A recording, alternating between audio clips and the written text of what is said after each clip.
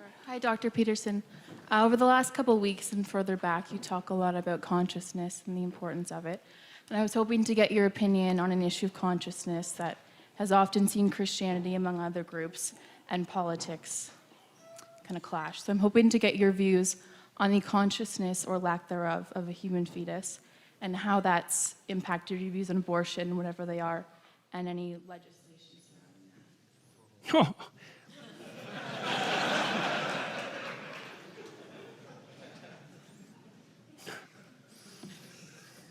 Thank you.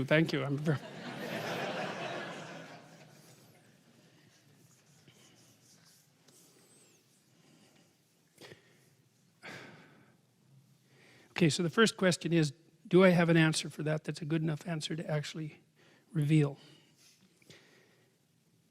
No, I don't, but I can flail about a little bit around it. Abortion is clearly wrong. I don't think anybody debates that. You wouldn't recommend that someone that you love have one. Okay, now, having clarified that, that mere statement doesn't eliminate the complexity of the situation. The first question is should everything wrong be illegal? That's a tough question. Everything that's wrong isn't illegal. Then there's the additional complication of the difference, let's say, in gravity regarding the problem in relationship to men and women. And we don't know how to deal with that. Having said that, I would say that it's actually the wrong question. There's something Leonard Cohen said once. He said that in a massacre, there's no decent place to stand. And what he meant by that was sometimes you're where there is no good decision left. No matter what you do, it's wrong. So then the question is, how did you get there?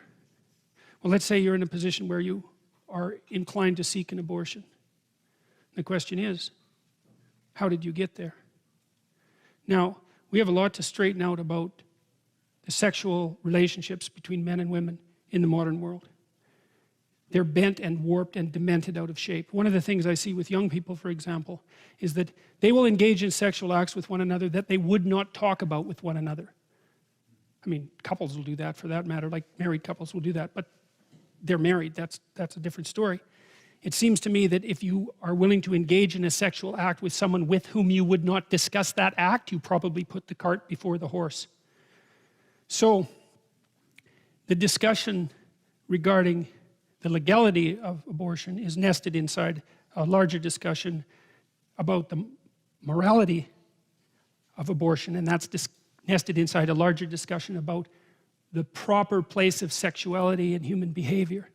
And to me, that's the level at which the problem needs to be addressed. Now, I don't have the answer to that, because the old answer was get married. That's a good answer, and it's an answer that people should still listen to. But we'll put that aside momentarily.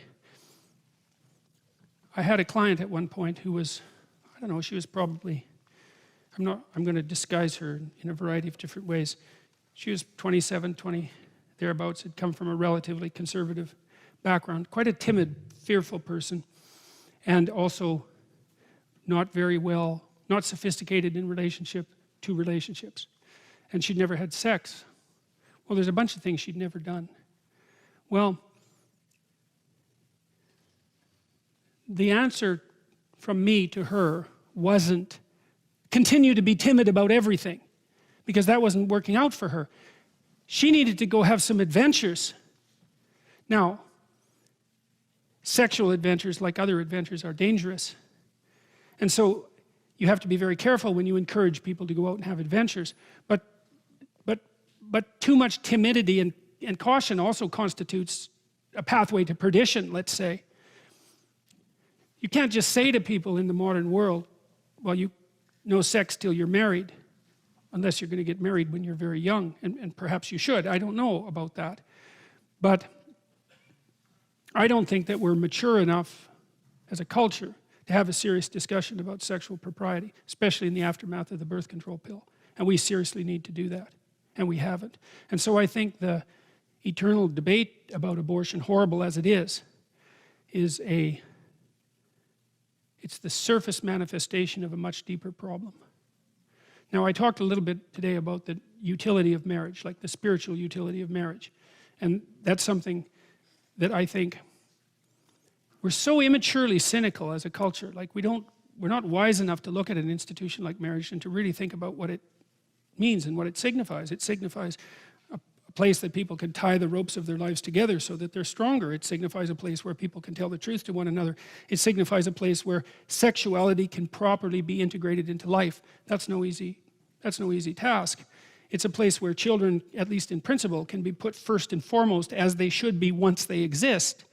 And so there's a much broader discussion that has to happen, I think, before any concentration on the legality of abortion is liable to get anywhere at all.